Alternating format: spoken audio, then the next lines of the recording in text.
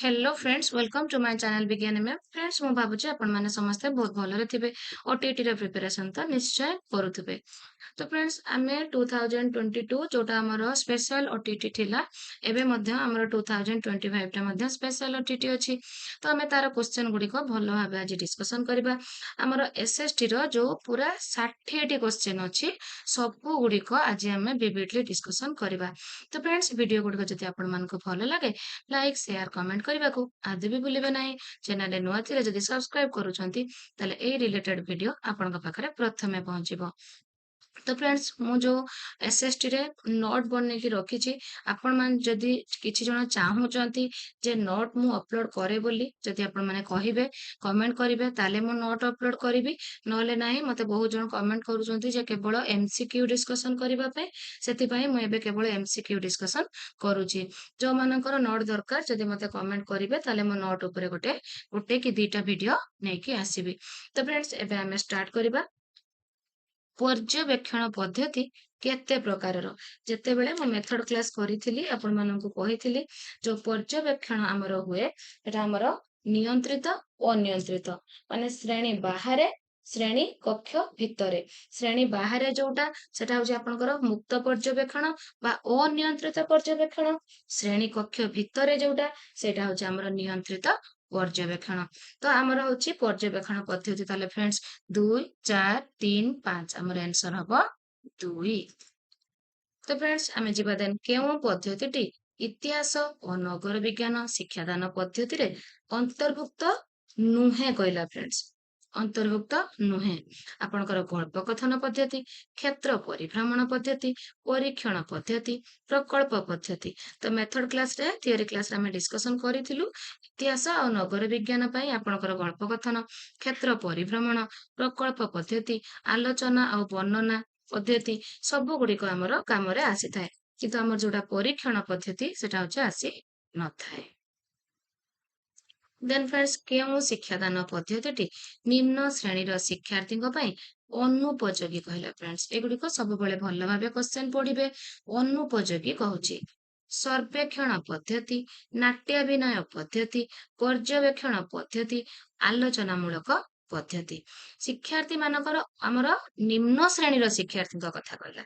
निम्न श्रेणी छोट श्रेणी पिला को आपण माने नाट्याभिनय करई परिबे पर्यवेक्षण करई परिबे आलोचनामूलक पद्धति करई परिबे किंतु आपणकर जो रहिला सर्वेक्षण छोट छोट पिला को आपण सर्वे करबा पई नै परिबे नाही। ताले सर्वेक्षण पद्धति केउ प्रकार प्रकल्प शिक्षार्थी मानकर ज्ञान निर्माण रे सहाय्य करिथाय।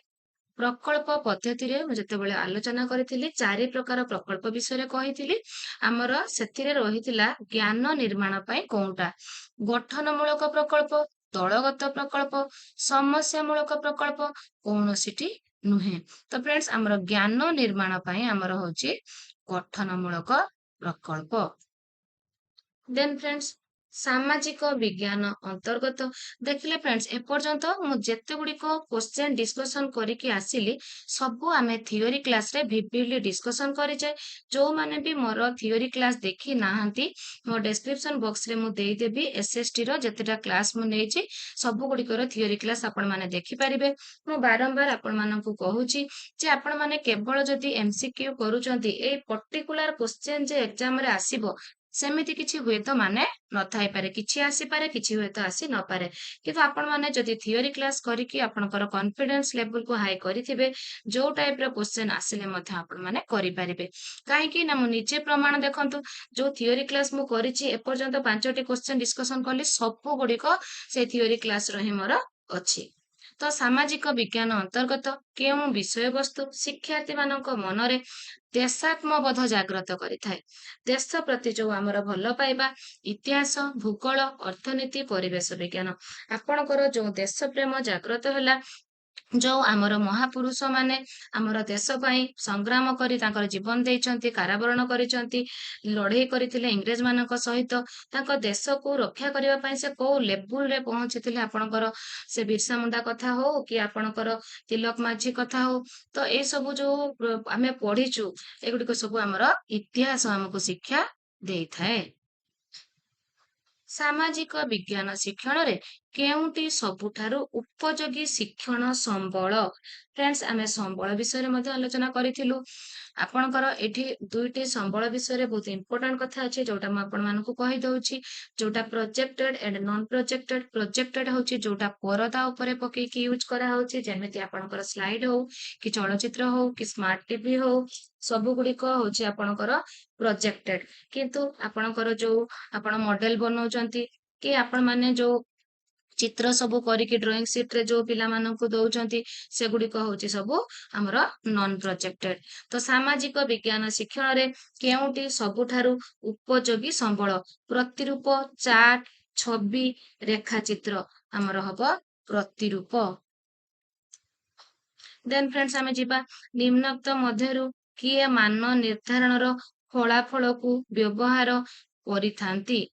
ତାହେଲେ ଆମର ମାନ ନିର୍ଦ୍ଧାରଣର ଫଳାଫଳକୁ କିଏ ବ୍ୟବହାର କରିଥାନ୍ତି? ଶିକ୍ଷକ, ଶିକ୍ଷାର୍ଥୀ, ପାଠ୍ୟକ୍ରମ ପ୍ରସ୍ତୁତକର୍ତ୍ତା, ଉପରୋକ୍ତ ସମସ୍ତ। ତ ଫ୍ରେଣ୍ଡସ୍, ଆମର ଏଠି ଆନ୍ସର ହବ ଉପରୋକ୍ତ ସମସ୍ତ। ମାନ ନିର୍ଦ୍ଧାରଣର ଫଳାଫଳକୁ ଶିକ୍ଷକ ସେ ଫଳାଫଳକୁ ନେଇକି କଣ କରିବେ ନା, ଶିକ୍ଷକ ସେ ଫଳାଫଳକୁ ନେଇକି ତାଙ୍କର କୋଉ ପିଲା ଦୁର୍ବଳ ରହିଛି ସେମାନଙ୍କ ପାଇଁ ରିମେଡିଆଲ କୋଚିଂ ଦେବେ। ଶିକ୍ଷାର୍ଥୀ ମାନେ ତ ତାଙ୍କର ନିଶ୍ଚୟ ତାଙ୍କର ଫଳାଫଳକୁ ଜାଣିବା ଦରକାର। ପାଠ୍ୟକ୍ରମ ପ୍ରସ୍ତୁତକର୍ତ୍ତା ଜାଣିବା ଦ୍ଵାରା କୋଉ ପାଠ୍ୟକ୍ରମଟା କୋଉ ପିଲାଙ୍କ ପାଇଁ ଉପଯୁକ୍ତ ହଉଛି କି ନାହିଁ ସେମାନଙ୍କର ଧାରଣା ଆସିଥାଏ। ତେଣୁ ଆନ୍ସର ହବ ଉପରୋକ୍ତ ସମସ୍ତ। ମାନ ନିର୍ଦ୍ଧାରଣ ପାଇଁ କେଉଁ ସାଧନଟି ବ୍ୟବହାର କରାଯାଇଥାଏ? ଆପଣଙ୍କର ପ୍ରଶ୍ନପତ୍ର, ପର୍ଯ୍ୟବେକ୍ଷଣ ଫର୍ଦ୍ଦ, ଚେକ୍ ଲିଷ୍ଟ, ଉପରୋକ୍ତ ସମସ୍ତ। ତ ଫ୍ରେଣ୍ଡସ୍, ଆମର ଆନ୍ସର ହବ କୋଉଟା ଏଠି? ଆମର ଯେହେତୁ ଆମେ ମାନ ନିର୍ଦ୍ଧାରଣ ଯେତେବେଳେ ବି କରୁଛୁ, ସେତେବେଳେ ଆମେ ପ୍ରଶ୍ନପତ୍ର ବି ୟୁଜ କରୁଛୁ, ପର୍ଯ୍ୟବେକ୍ଷଣ ଫର୍ଦ୍ଦ ବି ୟୁଜ କରୁଛୁ, ଦେନ୍ ଆମେ ଚେକ୍ ଲିଷ୍ଟ ବି ୟୁଜ କରୁଛୁ। ତେଣୁ ଆମର ଆନ୍ସର ହବ ଉପରୋକ୍ତ ସମସ୍ତ। ଦେନ୍ ଯିବା ନିମ୍ନୋକ୍ତ ମଧ୍ୟରୁ କେଉଁଟି ମାନ ନିର୍ଦ୍ଧାରଣ ଏକ କୌଶଳ ଅଟେ? ମାନ ନିର୍ଦ୍ଧାରଣର କୌଶଳ, ଯୋଉଟା ଆମେ ଟୁଲ୍ସ ଆଣ୍ଡ ଟେକ୍ନିକ୍ସ କହୁଛୁ ଫ୍ରେଣ୍ଡସ୍, ସାଧନ ଆଉ କୌଶଳ। ତ ଏଇଟାକୁ ଟିକେ ଆପଣ ମାନଙ୍କୁ ମୁଁ କହି ରଖେ। ଦେଖନ୍ତୁ ଫ୍ରେଣ୍ଡସ୍, ଆମେ ଯେତେବେଳେ କୌଶଳ କଥା କହୁଛେ, ଆପଣ ପିଲାମାନଙ୍କୁ ମାନ ନିର୍ଦ୍ଧାରଣ କରିବା ପାଇଁ ହଉ କି ଆପଣ ପିଲାଙ୍କୁ ଶିକ୍ଷା ଦବା ପାଇଁ ହଉ, ଯୋଉ ଟେକ୍ନିକ ଟା ଆପଣ ଆପ୍ଲାଏ କରୁଛନ୍ତି ସେଇଟା ହଉଛି ଆପଣଙ୍କର କୌଶଳ। କିନ୍ତୁ ସେଇ କୌଶଳଟାକୁ ଫୁଲଫିଲ କରିବା ପାଇଁ ଆପଣ ଯୋଉ ଜିନିଷ ଗୁଡିକ ୟୁଜ କଲେ, ଯେମିତି ଏକ୍ସାମ୍ପଲ ଦେଲି ଆପଣଙ୍କୁ, ପର୍ଯ୍ୟବେକ୍ଷଣ ହଉଛି ଗୋଟେ କୌଶଳ ବା ଗୋଟେ ଟେକ୍ନିକ। ଆପଣ ସେ ପର୍ଯ୍ୟବେକ୍ଷଣରେ ୟୁଜ କଲେ ଆପଣଙ୍କର ତନଖି ତାଲିକା କି ପ୍ରଶ୍ନପତ୍ର, ଏ ଯୋଉ ସବୁ ୟୁଜ କଲେ ସେଇଗୁଡିକ ହଉଛି ଆପଣଙ୍କର ସାଧନ ବା ଆପଣଙ୍କର ଟୁଲ୍ସ। ଧରନ୍ତୁ ପରୀକ୍ଷଣ ହେଲା ଗୋଟେ ଟେକ୍ନିକ ବା କୌଶଳ। ଆପଣ ପରୀକ୍ଷଣକୁ ଆପଣଙ୍କର କୌଶଳଟିକୁ ଫୁଲଫିଲ କରିବା ପାଇଁ ଯୋଉ ପ୍ରଶ୍ନପତ୍ର ନେଲେ ସେଇଟା ହଉଛି ଆପଣଙ୍କର ସାଧନ ବା ଟୁଲ୍ସ। ମୁଁ ଭାବୁଛି ଆପଣ ମାନେ ଏବେ କୌଶଳ ଆଉ ସାଧନ, ଟୁଲ୍ସ ଆଉ ଟେକ୍ନିକ୍ସ ଭିତରେ ଡିଫରେନ୍ସ ଟା ଭଲ ଭାବେ ବୁଝିପାରିଥିବେ। ତ ଏଠି ଆମର ଆନ୍ସର ହବ ଫ୍ରେଣ୍ଡସ୍ ଉପରୋକ୍ତ ସମସ୍ତ। ନିମ୍ନୋକ୍ତ ମଧ୍ୟରୁ କେଉଁଟି ବସ୍ତୁନିଷ୍ଠ ପ୍ରଶ୍ନ ନୁହେଁ? ନିର୍ଦ୍ଦିଷ୍ଟ ଉତ୍ତରମୂଳକ, ଦ୍ୱି ବିକଳ୍ପ ଏଣ୍ଡ ବହୁ ବିକଳ୍ପ। ଏଠି କହିଲା ପ୍ରଶ୍ନ ନୁହେଁ କହୁଛି ଫ୍ରେଣ୍ଡସ୍। ତ ପ୍ରଶ୍ନ ନୁହେଁ ଯେହେତୁ କହୁଛି, ଆମର ଦ୍ୱି ବିକଳ୍ପ ହବ, ବହୁ ବିକଳ୍ପ ହବ। କୌଣସିଟି ନୁହେଁ ନୁହେଁ, ଏଠି ଆମର ନିର୍ଦ୍ଦିଷ୍ଟ ଉତ୍ତରମୂଳକ ପ୍ରଶ୍ନ। ନିର୍ଦ୍ଦିଷ୍ଟ ଉତ୍ତରମୂଳକ ଯୋଉଟା କହିଲା ଭେରି ସର୍ଟ ଟାଇପ। ମୋଗଲ ସାମ୍ରାଜ୍ୟର ସର୍ବଶ୍ରେଷ୍ଠ ଶାସକ କିଏ ଥିଲେ? ଜାହାଙ୍ଗୀର, ଆକବର, ବାବର, ଶାହାଜାହାନ। ଆମର ମୋଗଲ ସାମ୍ରାଜ୍ୟରେ ସର୍ବଶ୍ରେଷ୍ଠ ଶାସକ ଥିଲା ଆମର ଫ୍ରେଣ୍ଡସ୍ ଶାହାଜାହାନ। ମୋଗଲ ସାମ୍ରାଜ୍ୟ ସମୟରେ କେଉଁଟି ବୃହତ୍ତମ ବନ୍ଦର ଥିଲା? ହୁଗୁଳି, ସୁରଟ, ବାଲେଶ୍ୱର, ପାରାଦୀପ। ଆମର ଏଟା କହୁଛି ମୋଗଲ ସାମ୍ରାଜ୍ୟ ସମୟରେ। ମୋଗଲ ସାମ୍ରାଜ୍ୟ ସମୟରେ ଆମର ଥିଲା ଫ୍ରେଣ୍ଡସ୍ ସୁରଟ। ଆକବରଙ୍କ ଜ୍ୟେଷ୍ଠ ପୁତ୍ରଙ୍କ ନାମ କଣ ଥିଲା? ଆକବରଙ୍କ ଜ୍ୟେଷ୍ଠ ପୁତ୍ର, ଆକବରଙ୍କର ଜ୍ୟେଷ୍ଠ ପୁତ୍ର କିଏ ଥିଲେ ଫ୍ରେଣ୍ଡ? ଅଲିମ, ସଲିମ, ଖୁରମ, ଦେନ୍ ହଲିମ। ତ ଆମର ଆକବରଙ୍କର ଜ୍ୟେଷ୍ଠ ପୁତ୍ର ହେବ ସଲିମ। ଦେନ୍ ଫ୍ରେଣ୍ଡସ୍, ଭାସ୍କୋ ଡା ଗାମା କେଉଁ ମସିହାରେ ଭାରତକୁ ସମୁଦ୍ର ପଥ ଆବିଷ୍କାର କରିଥିଲେ? ମୁଁ ଭାବୁଛି ଏଇଟା ଆପଣମାନଙ୍କୁ ସମସ୍ତଙ୍କୁ ଏ ଆନ୍ସରଟି ନିଶ୍ଚୟ ଆସିଯିବ। ଭାସ୍କୋ ଡା ଗାମା ଭାରତକୁ ଜଳପଥ ଆବିଷ୍କାର କରିଥିଲେ କେବେ?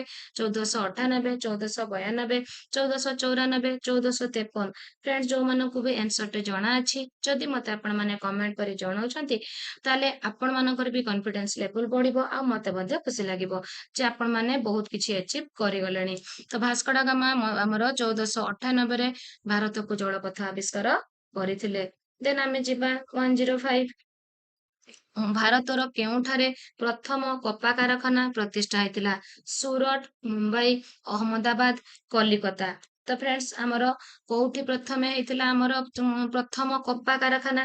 ପ୍ରଥମେ କପା କାରଖାନା ଆମର ହେଇଥିଲା କଲିକତାରେ। କଲିକତା। ଅଶୋକ ଡେସ୍ ରାଜବଂଶ ର ଶାସକ ଥିଲେ। ଏଇଟା ହଉଛି ଯେତେବେଳେ ମୁଁ ଥିଓରି କ୍ଲାସ ଯୋଉ ନୋଟ କ୍ଲାସ ନେଇକି ଆସିଥିଲି ଆପଣମାନଙ୍କ ପାଇଁ ଅଶୋକ ଆଉ ଖାରବେଳଙ୍କ ଉପରେ ଫ୍ରେଣ୍ଡସ୍, ଯୋଉମାନେ ବି ମୋର ସେଇ କ୍ଲାସ ଦେଖି ନାହାନ୍ତି, ସେଥିରେ ମୁଁ ଅଶୋକ ଆଉ ଖାରବେଳଙ୍କ ଉପରେ ଭିଭିଡଲି ଡିସ୍କସନ କରିଛି। ବହୁତ ଗୁଡିଏ କ୍ୱେଶ୍ଚେନ, ପୁରା ସମ୍ପୂର୍ଣ୍ଣ ଡିସ୍କସନ। ଆପଣ ଯଦି ମୋର ସେଇ ଭିଡିଓ ଦେଖୁଛନ୍ତି, ଅଶୋକ ଆଉ ଖାରବେଳଙ୍କ ଉପରେ ଯେଉଁ କ୍ୱେଶ୍ଚେନ ବି ଆସିବ ଆପଣମାନେ ଇଜିଲି କରିଦେବେ। ତ ଫ୍ରେଣ୍ଡସ୍, ଆପଣମାନେ ଯଦି ଦେଖି ନାହାନ୍ତି ତାହେଲେ ମୁଁ ଡେସ୍କ୍ରିପସନ ବକ୍ସରେ ଦେଇଦେବି, ଆପଣମାନେ ମୋର ସେଇ ନୋଟ କ୍ଲାସଟି ଦେଖିନେବେ। ଅଶୋକ ଡେସ୍ ରାଜବଂଶ ଶାସକ ଥିଲେ? ଗୁପ୍ତ ବଂଶ, ମୌର୍ଯ୍ୟ ବଂଶ, ଚାନ୍ଦେର ବଂଶ, ପଲ୍ଲବ ବଂଶ। ତ ଫ୍ରେଣ୍ଡସ୍, ପ୍ରଥମେ କଣ ହେଇଥିଲା ନା ଅଶୋକଙ୍କର ହଉଛି ତାଙ୍କର ଜେଜେବାପା ହଉଛନ୍ତି ଚନ୍ଦ୍ରଗୁପ୍ତ ମୌର୍ଯ୍ୟ, ଯିଏକି ମୌର୍ଯ୍ୟ ବଂଶର ପ୍ରତିଷ୍ଠାତା ଥିଲେ। ଚନ୍ଦ୍ରଗୁପ୍ତ ମୌର୍ଯ୍ୟଙ୍କର ପୁତ୍ର ହେଲେ ବିନ୍ଦୁସାର, ବିନ୍ଦୁସାରଙ୍କର ପୁତ୍ର ହେଉଛନ୍ତି ଅଶୋକ। ତ ସେଥିପାଇଁ ଆମର ଅଶୋକ ହଉଛନ୍ତି ମୌର୍ଯ୍ୟ ବଂଶର ଶାସକ। ଦେଖିଲେ ଫ୍ରେଣ୍ଡସ୍, ମୁଁ ଆପଣଙ୍କୁ ସେଇ କଥା ବାରମ୍ବାର କହୁଛି, ଆପଣ ମାନେ ନୋଟ୍ସ କ୍ଲାସ, ଥିଓରି କ୍ଲାସ ଭଲ ଭାବେ କଲେ ସବୁ କ୍ୱେଶ୍ଚେନ ର ଆନ୍ସର ଦେଇପାରିବେ। ଓଡିଶାର ଶେଷ ସ୍ୱାଧୀନ ରାଜା କିଏ ଥିଲେ? ପ୍ରତାପ ରୁଦ୍ରଦେବ, କପିଳେନ୍ଦ୍ର ଦେବ, ଗୋବିନ୍ଦ ବିଦ୍ୟାଧର, ମୁକୁନ୍ଦ ହରିଚନ୍ଦନ। ତ ଫ୍ରେଣ୍ଡସ୍, ମୋ ପାଖରେ ଆପଣଙ୍କର ଏଇ ଯୋଉ ସୂର୍ଯ୍ୟବଂଶ, ଗଙ୍ଗବଂଶ, ଏହା ଉପରେ ଗୋଟେ ଭଲ ନୋଟ ଅଛି। ଯଦି ଆପଣ ମାନଙ୍କର ଆବଶ୍ୟକ ବୋଲି ଭାବୁଛନ୍ତି, ମତେ କମେଣ୍ଟ ଯଦି କରିବେ ସମସ୍ତେ, ତାହେଲେ ମୁଁ ଆପଣମାନଙ୍କ ପାଇଁ ସେ ନୋଟ୍ସ କ୍ଲାସ ନେଇକି ଆସିବି। ନହେଲେ କିଛି ଜଣ ଯେମିତି କହୁଛନ୍ତି କେବଳ ଏମସିକ୍ୟୁ ପାଇଁ, ମୁଁ କେବଳ ଏମସିକ୍ୟୁ ଡିସ୍କସନ କରିବି। ଯଦି ଆପଣମାନଙ୍କର ନୋଟ୍ସ ଆବଶ୍ୟକ, ତାହେଲେ ମତେ କମେଣ୍ଟ କରି ଜଣେଇଲେ ମୁଁ ୟା ପରେ ନୋଟ୍ସ କ୍ଲାସ କରିବି SST ରେ। ତ ଫ୍ରେଣ୍ଡସ୍, ପ୍ରତାପ ରୁଦ୍ର ଦେବ, କପିଳେନ୍ଦ୍ର ଦେବ, ଗୋବିନ୍ଦ ବିଦ୍ୟାଧର, ମୁକୁନ୍ଦ ହରିଚନ୍ଦନ। ଆମର ଆନ୍ସର କୋଉଟା ହବ? ଆମର ହବ ମୁକୁନ୍ଦ ହରିଚନ୍ଦନ। ଦେନ୍ ଫ୍ରେଣ୍ଡସ୍, ଆମେ 108ର ଗଙ୍ଗବଂଶର ପ୍ରତିଷ୍ଠାତା କିଏ ଥିଲେ? ଗଙ୍ଗବଂଶର ପ୍ରତିଷ୍ଠାତା ଚଡଗଙ୍ଗ ଦେବ, ପ୍ରଥମ ଯଯାତି, ପ୍ରଥମ ନରସିଂହ ଦେବ, ନହୁଷ। ତ ଦେଖିଲେ ଫ୍ରେଣ୍ଡସ୍, ମୁଁ ଆପଣଙ୍କୁ ଟିକେ ଆଗରୁ କହୁଥିଲି ଗଙ୍ଗବଂଶ, ସମବଂଶ, ସୂର୍ଯ୍ୟବଂଶର ମୋ ପାଖରେ ରିପିଟଲି ନୋଟ ଅଛି। ଏଇ ଯୋଉ କ୍ୱେଶ୍ଚେନ ଆସିଛି ମୋ ପାଖରେ ନୋଟ ବହୁତ ସୁନ୍ଦର ଅଛି। ତ ଯଦି ଆପଣ କହିବେ ଆମେ ଏଇ ସ୍ପେଶାଲ OTET ର କ୍ୱେଶ୍ଚେନ ଡିସ୍କସନ କରିସାରିବା ପରେ ନୋଟ୍ସ କ୍ଲାସ କରିବା। ତ ଚଡଗଙ୍ଗ ଦେବ, ପ୍ରଥମ ଯଯାତି, ପ୍ରଥମ ନରସିଂହ ଦେବ, ନହୁଷ। ଆମର ଗଙ୍ଗବଂଶର ପ୍ରତିଷ୍ଠାତା ହଉଛନ୍ତି ଚଡଗଙ୍ଗ ଦେବ। ଦେନ୍ ଫ୍ରେଣ୍ଡସ୍, ଆମେ ଯିବା ସମବଂଶର ଶେଷ ଶାସକ କିଏ ଥିଲେ? ପୁରଞ୍ଜୟ, କର୍ଣ୍ଣଦେବ, ଦ୍ୱିତୀୟ ଯଯାତି, ଦ୍ୱିତୀୟ ଜନ୍ମଞ୍ଜୟ। ସମବଂଶର ଆମର ଥିଲେ କର୍ଣ୍ଣଦେବ, ସମବଂଶର ଶେଷ ଶାସକ। ଦେନ୍ ଖାରବେଳ କେଉଁ ରାଜବଂଶର ଥିଲେ? ଖାରବେଳ, ଏଇଟା ମଧ୍ୟ ଫ୍ରେଣ୍ଡସ୍ ମୁଁ ନୋଟ୍ସ କ୍ଲାସରେ ଡିସ୍କସନ ଭଲ ଭାବେ କରିଛି। ଗଙ୍ଗ, ଚେଦି, ସମ, ଗଜପତି। ଖାରବେଳ ଆମର ଚେଦି ରାଜବଂଶର ଥିଲେ। ହାତୀଗୁମ୍ଫା ଶିଳାଲେଖ କେଉଁ ଜାଗାରେ ଅବସ୍ଥିତ? ଉଦୟଗିରି, ଲଳିତଗିରି, ଖଣ୍ଡଗିରି, କୌଣସିଟି ନୁହେଁ। ହାତୀଗୁମ୍ଫା ଶିଳାଲେଖ ଫ୍ରେଣ୍ଡସ୍ ଆମର ଉଦୟଗିରିରେ ଅଛି। ଖାରବେଳଙ୍କ ସମୟରେ ଓଡିଶାର ନାମ କଣ ଥିଲା? ଖାରବେଳଙ୍କ ସମୟରେ ଓଡିଶାର ନାମ କଳିଙ୍ଗ, ତୋଷାଳୀ, ଉତ୍କଳ, କୋଶଳ। ଖାରବେଳଙ୍କ ସମୟରେ କଣ ଥିଲା ଫ୍ରେଣ୍ଡସ୍? କଳିଙ୍ଗ। କିଏ ସୂର୍ଯ୍ୟବଂଶ ପ୍ରତିଷ୍ଠା କରିଥିଲେ? ମୁକୁନ୍ଦ ଦେବ, କପିଳେନ୍ଦ୍ର ଦେବ, ପୁରୁଷୋତ୍ତମ ଦେବ, ପ୍ରତାପ ରୁଦ୍ର ଦେବ।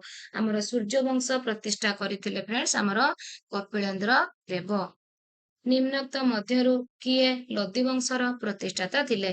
ବାହାଲଲ ଲୋଦୀ, ଆଲେକଜାଣ୍ଡାର ଲୋଦୀ, ଇବ୍ରାହିମ ଲୋଦୀ, ଆଲମ ଲୋଦୀ।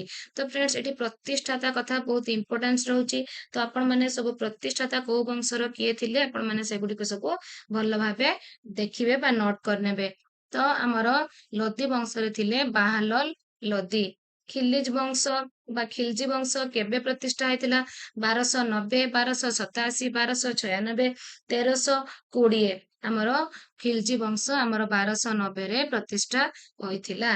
ଭାରତର ପ୍ରଧାନମନ୍ତ୍ରୀଙ୍କ ଡେସ୍ ଦ୍ଵାରା ନିଯୁକ୍ତି ପାଆନ୍ତି। ଭାରତର ପ୍ରଧାନମନ୍ତ୍ରୀଙ୍କ ଦ୍ଵାରା ଡେସ୍ ନିଯୁକ୍ତି ପାଆନ୍ତି। କିଏ ଭାରତର ପ୍ରଧାନମନ୍ତ୍ରୀଙ୍କ ଦ୍ଵାରା ନିଯୁକ୍ତି ପାଆନ୍ତି? ମୁଖ୍ୟମନ୍ତ୍ରୀ, ରାଷ୍ଟ୍ରପତି, ରାଜ୍ୟମନ୍ତ୍ରୀ, ରାଜ୍ୟପାଳ। ଆମର ରାଷ୍ଟ୍ରପତି ଭାରତର ପ୍ରଧାନମନ୍ତ୍ରୀଙ୍କ ଦ୍ଵାରା ନିଯୁକ୍ତ ହୋଇଥାନ୍ତି। ଆନ୍ତର୍ଜାତୀୟ ମାନବ ଅଧିକାର କେବେ ପାଳିତ ହୁଏ? 7 ଏପ୍ରିଲ, 10 ଡିସେମ୍ବର, 8 ମଇ, 11 ଜୁଲାଇ। ଆନ୍ତର୍ଜାତୀୟ ମାନବ ଅଧିକାର ଦିବସ ଆମର 10 ଡିସେମ୍ବରରେ ପାଳିତ ହୁଏ। ଜାତୀୟ ମାନବ ଅଧିକାର ଆୟୋଗ କେବେ ପ୍ରତିଷ୍ଠା ହେଇଥିଲା? 1990, 1993, 1995, 1998। ଆମର 1993ରେ ପ୍ରତିଷ୍ଠା ହେଇଥିଲା। ଭାରତର ପ୍ରଥମ ମହିଳା ରାଷ୍ଟ୍ରପତି କିଏ ଥିଲେ? ଭାରତର ପ୍ରଥମ ମହିଳା ରାଷ୍ଟ୍ରପତି କହିଲା ଫ୍ରେଣ୍ଡସ୍, ରାଷ୍ଟ୍ରପତି ଆପଣଙ୍କର ଇନ୍ଦିରା ଗାନ୍ଧୀ, ନନ୍ଦିନୀ ଶତପଥୀ, ପ୍ରତିଭା ସିଂ ପଟେଲ ବା ଦ୍ରୌପଦୀ ମୁର୍ମୁ। ଆମର ପ୍ରତିଭା ଦେବୀ ସିଂ ପାଟିଲ ଯୋଉ ଥିଲେ ଆମର ଭାରତର ପ୍ରଥମ ମହିଳା ରାଷ୍ଟ୍ରପତି। ନିମ୍ନୋକ୍ତ ମଧ୍ୟରୁ କିଏ ଲୋକସଭାରେ ପ୍ରଥମ ମହିଳା ବାଚସ୍ପତି ଥିଲେ? ପ୍ରଥମ ମହିଳା ବାଚସ୍ପତି ସୁଷମା ସ୍ୱରାଜ, ସ୍ମୃତି ଇରାନୀ, ମୀରା କୁମାର, ଜୟ ଲଳିତା। ଆମର ମୀରା କୁମାର ଥିଲେ ପ୍ରଥମ ମହିଳା ବାଚସ୍ପତି। ବାୟୁମଣ୍ଡଳର ଡେସ୍ ସ୍ତରରେ ପାଣିପାଗ ସମ୍ବନ୍ଧୀୟ ସମସ୍ତ ଘଟଣା ସଂଗଠିତ ହୁଏ? Troposphere, stratosphere, ମେସୋସ୍ଫିୟର, ଆନୋସ୍ଫିୟର। ତ ଆମର ଟ୍ରପୋସ୍ଫିୟରରେ। ପବନର ଗତି ଡେସ୍ ଯନ୍ତ୍ର ସାହାଯ୍ୟରେ ମପା ଯାଇଥାଏ? ରେନଗେଜ, ୱିଣ୍ଡ ଭେନ୍, ଆନିମୋମିଟର, ଥର୍ମୋମିଟର। ତ ଫ୍ରେଣ୍ଡସ୍ ଆମର ଆନିମୋମିଟର ଦ୍ଵାରା ପବନର ଗତି ମପା ଯାଇଥାଏ। ଦେନ୍ ଫ୍ରେଣ୍ଡସ୍ ଗ୍ରାନାଇଟ କେଉଁ ପ୍ରକାରର ଶିଳା ଅଟେ? ଅବକ୍ଷିପ୍ତ, ରୂପାନ୍ତରିତ, ଆଗ୍ନେୟ କୌଣସିଟି ନୁହେଁ। ଆମର ଗ୍ରାନାଇଟ ହେଉଛି ଆଗ୍ନେୟ ଶିଳା ଅନ୍ତର୍ଭୁକ୍ତ। ଶୈବାଳ ସାଗର କେଉଁ ମହାସାଗରରେ ଦେଖାଯାଏ? ଆଟଲାଣ୍ଟିକ, ପ୍ରଶାନ୍ତ ମହାସାଗର, ଭାରତ ମହାସାଗର, ଦକ୍ଷିଣ ମହାସାଗର। ଶୈବାଳ ଆମର ହେଉଛି ଆଟଲାଣ୍ଟିକ ମହାସାଗରରେ ଦେଖାଯାଏ। ବନ୍ୟ ପ୍ରାଣୀ ସୁରକ୍ଷା ଆଇନ କେବେ ପ୍ରଣୟନ ହୋଇଥିଲା? 1988, 1982, 1989, 1972। ତ ଫ୍ରେଣ୍ଡସ୍ ଆମର ଆନ୍ସର ଏଟା କୋଉଟା ହବ? ଆମର 1972। 1972ରେ ବନ୍ୟପ୍ରାଣୀ ସୁରକ୍ଷା ଆଇନ ହେଇଥିଲା। କର୍କଟ କ୍ରାନ୍ତି ଓ ମକର କ୍ରାନ୍ତି ମଧ୍ୟରେ ଥିବା ତାପମଣ୍ଡଳକୁ କଣ କୁହାଯାଏ? କର୍କଟ କ୍ରାନ୍ତି ଓ ମକର କ୍ରାନ୍ତି। ତ ଫ୍ରେଣ୍ଡସ୍ ଏଇଟା ଯୋଉ ଆମେ ଡିସ୍କସନ କରୁଛେ ସେଟା ଦେଖନ୍ତୁ ଆପଣଙ୍କର ଯେତେବେଳେ କର୍କଟ କ୍ରାନ୍ତି ଆଉ ମକର କ୍ରାନ୍ତି ତା ମଝିରେ ଯାହା ଅଛି ସେଟାକୁ ଆମେ ଗ୍ରୀଷ୍ମ ମଣ୍ଡଳ ବା ଉଷ୍ମ ମଣ୍ଡଳ ବୋଲି କହିଥାଉ। ତାପରେ ଆମର କର୍କଟ କ୍ରାନ୍ତିରୁ ସୁମେରୁ ବୃତ୍ତ, ମକର କ୍ରାନ୍ତିରୁ କୁମେରୁ ବୃତ୍ତ ପର୍ଯ୍ୟନ୍ତ ନାତିଶୀତୋଷ୍ଣ ମଣ୍ଡଳ ବୋଲି କହିଥାଉ। ଏଣ୍ଡ ସୁମେରୁ ବୃତ୍ତର ସୁମେରୁ, କୁମେରୁ ବୃତ୍ତରୁ କୁମେରୁ ପର୍ଯ୍ୟନ୍ତ ତାକୁ ଆମେ ହିମମଣ୍ଡଳ ବୋଲି କହିଥାଉ। ତ ଫ୍ରେଣ୍ଡସ୍ ମୁଁ ଭାବୁଛି ଆପଣମାନଙ୍କୁ ଏବେ ଆନ୍ସର ଆସିଯିବ। କର୍କଟ କ୍ରାନ୍ତି ଓ ମକର କ୍ରାନ୍ତି ମଧ୍ୟରେ ଥିବା ତାପମଣ୍ଡଳକୁ ଆମେ ଉଷ୍ଣ ମଣ୍ଡଳ ବା ଗ୍ରୀଷ୍ମ ମଣ୍ଡଳ ବୋଲି କହିଥାଉ। ଓଡ଼ିଶାର କେଉଁଠାରେ ପକ୍ଷୀ ବିହାର ଦେଖାଯାଏ? ତ ଫ୍ରେଣ୍ଡସ୍ এই ଆନ୍ସରଟି ଆପଣମାନଙ୍କୁ ସମସ୍ତଙ୍କୁ ଆସିଯିବ। ଦୟାକରି ମତେ କମେଣ୍ଟ କରି ଜଣାନ୍ତୁ। ନନ୍ଦନକାନନ, ଟିକରପଡା, ଚିଲିକା, ଭିତରକନିକା। ଚିଲିକା। ରେଙ୍ଗାଲି ଡ୍ୟାମ କେଉଁ ନଦୀ ଉପରେ ତିଆରି କରାଯାଇଛି? ବ୍ରାହ୍ମଣୀ, ବୈତରଣୀ, କୋଲାବ, ସାଳନ୍ଦୀ। ଆମର ରେଙ୍ଗାଲି ଡ୍ୟାମଟି ବ୍ରାହ୍ମଣୀ ନଦୀ ଉପରେ ତିଆରି କରାଯାଇଛି। ଗାଙ୍ଗେୟ ସମତଳ ଭୂମିର ସଂରଚିତ ପୁରାତନ ପଟୁମାଟିକୁ ଡେସ୍ କୁହାଯାଏ? ଖାଦର, ଭାଙ୍ଗର, ଭାବର, ତରାଇ। ଆମର ଗାଙ୍ଗେୟ ସମତଳ ଭୂମିର ଯୋଉ ପୁରାତନ ପଟୁମାଟି ତାକୁ ଭାଙ୍ଗର ବୋଲି କୁହାଯାଏ। ଭାଙ୍ଗର।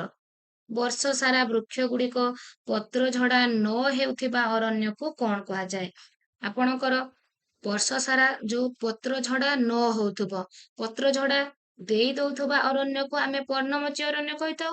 ପତ୍ର ଝଡା ଦେଉ ନଥିବା ଅରଣ୍ୟକୁ ଆମେ ଚିରହରିତ ଅରଣ୍ୟ ବୋଲି କହୁ। ଚିରହରିତ ସବୁବେଳେ ସବୁଜ, ଚିରହରିତ। ଶୀତଳ ସ୍ରୋତ କ୍ୟୁରେସିଓ, ପେରୁ, ବ୍ରାଜିଲ, ଉପସାଗରୀୟ। ତ ଆମର ଏଠି ଆନ୍ସର ହବ ଫ୍ରେଣ୍ଡସ୍ ପେରୁ। ପେରୁ ଏକ ଶୀତଳ ସ୍ରୋତ। ଯେଉଁ ସଂକୀର୍ଣ୍ଣ ଭୂଖଣ୍ଡଟି ତାର 3 ଦିଗରେ ଜଳରାଶି ଦ୍ୱାରା ପରିବେଷ୍ଟିତ ହୋଇଥାଏ ତାକୁ କଣ କୁହାଯାଏ? ତ ଫ୍ରେଣ୍ଡସ୍ ଚାରିପଟେ ଜଳଭାଗ, ମଝିର ସ୍ଥଳଭାଗ ଥିଲେ ତାକୁ ଆମେ ଦ୍ୱୀପ ବୋଲି କହିଥାଉ। କିନ୍ତୁ 3 ପଟେ ଜଳରାଶି, ମଝିରେ ଯଦି ସ୍ଥଳରାଶି ଥାଏ ତାକୁ ଆମେ ଉପଦ୍ୱୀପ ବୋଲି କହିଥାଉ। ଉତ୍ପତ୍ତି ସ୍ଥଳରେ ଗଙ୍ଗା ନଦୀର ନାମ କଣ ଥିଲା? ଗଙ୍ଗା ନଦୀର ନାମ ଅଳକାନନ୍ଦା, ମେଘନା, ଭାଗୀରଥୀ, ଗଣ୍ଡକ। ତ ଫ୍ରେଣ୍ଡସ୍ ଏଠି ଆମର ଆନ୍ସର ଏ ଆଉ ସି ଦୁଇଟା ଯାକ ଠିକ। ଆମର ଏଠି ଆନ୍ସର ଆମର ଗଙ୍ଗା ତାର ଉତ୍ପତ୍ତି ସ୍ଥଳରେ ତା ନାଁ ଅଳକାନନ୍ଦା ମଧ୍ୟ ଏଣ୍ଡ ଭାଗୀରଥୀ ମଧ୍ୟ, ଦୁଇଟା ଯାକ ମନେ ରଖନ୍ତୁ। ଭାରତରେ ଏକମାତ୍ର ସକ୍ରିୟ ଜ୍ୱାଳାମୁଖୀ ଦେଶରେ ଅବସ୍ଥିତ? ବ୍ୟାରେନ ଦ୍ୱୀପ, ଲାକ୍ଷାଦ୍ୱୀପ, ମିନିକୟ, କନ୍ୟାକୁମାରୀ। ଭାରତରେ ଏକମାତ୍ର ସକ୍ରିୟ ଜ୍ୱାଳାମୁଖୀ ବ୍ୟାରେନ ଦ୍ୱୀପ, ଏଟା ହଉଛି ସକ୍ରିୟ ଜ୍ୱାଳାମୁଖୀ। କେଉଁଟି ଆଲୋଚନା ମୂଳକ ପଦ୍ଧତି ନୁହେଁ କହିଲା ଫ୍ରେଣ୍ଡସ୍? ନୁହେଁ, ଭଲ ଭାବେ ମନେ ରଖନ୍ତୁ, ନୁହେଁ କହିଲା। ସେମିନାର, ସମ୍ମିଳନୀ, ସିମ୍ପୋଜିୟମ, ଶିକ୍ଷକଙ୍କ ବର୍ଣ୍ଣନା।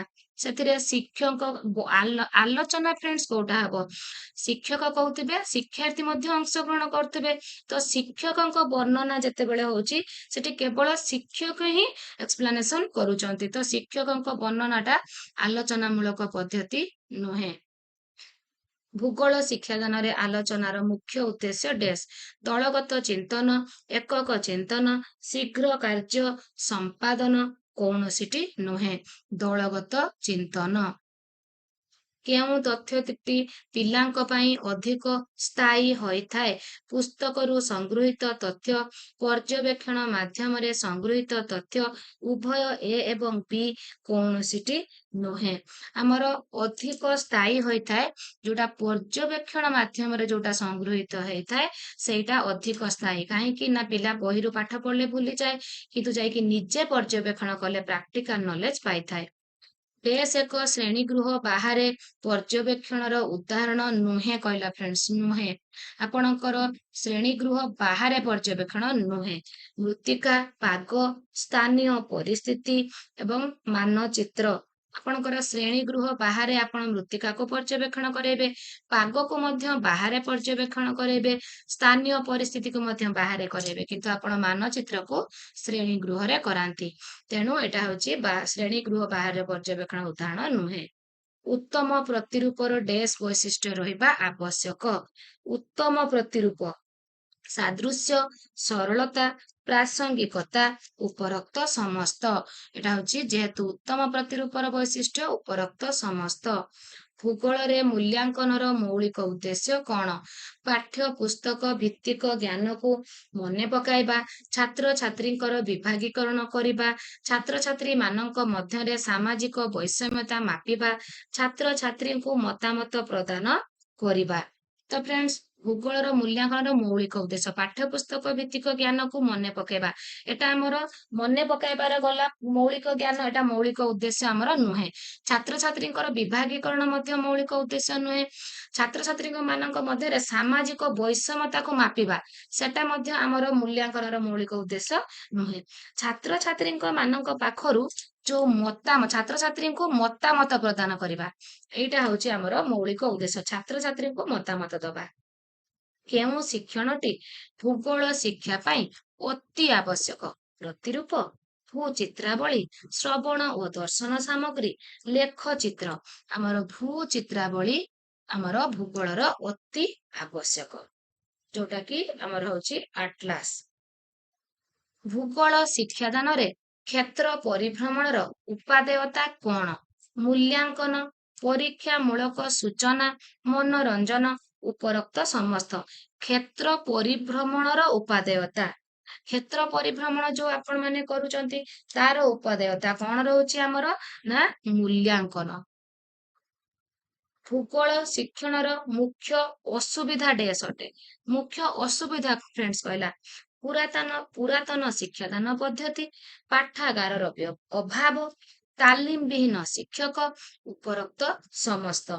ତ ଭୂଗୋଳ ଶିକ୍ଷଣର ଆମର ମୁଖ୍ୟ ଅସୁବିଧା ରହୁଛି ପୁରାତନ ଶିକ୍ଷାଦାନ ପଦ୍ଧତି, ଏଟା ହଉଛି ମୁଖ୍ୟ ଅସୁବିଧା। ଭୂଗୋଳରେ କାର୍ଯ୍ୟଭିତ୍ତିକ ପ୍ରଶ୍ନର ପ୍ରୟୋଗ ଶିକ୍ଷଣକୁ ଡେସ୍ କରେ? ପ୍ରସାରିତ, ବିସ୍ତୃତ, ଆନନ୍ଦଦାୟୀ, ତର୍କ ସଙ୍ଗତ। ଆପଣ ଯୋଉ କାର୍ଯ୍ୟଭିତ୍ତିକ ପ୍ରଶ୍ନ ଯୋଉଟା ଏକ୍ଟିଭିଟି ବେସ୍ଡ, ସବୁବେଳେ ଏକ୍ଟିଭିଟି ବେସ୍ଡ ଯେତେବେଳେ ଆପଣ ନଉଛନ୍ତି, ବହୁତ ଏକ୍ଟିଭିଟି ନେଇଥିବେ, ବହୁତ TLM ଦ୍ଵାରା ପିଲାଙ୍କୁ ଶିକ୍ଷାଦାନ ଦେଇଥିବେ, ତ ଏଇଟା ସବୁବେଳେ ଫ୍ରେଣ୍ଡସ୍ ଆମର କଣ ହେଇଥାଏ ନା ଆନନ୍ଦଦାୟୀ ହେଇଥାଏ। ତ ଭୂଗୋଳରେ କାର୍ଯ୍ୟଭିତ୍ତିକ ପ୍ରଶ୍ନର ଯୋଉ ପ୍ରୟୋଗ ଆମର ଆନନ୍ଦଦାୟୀ ହେଇଥାଏ।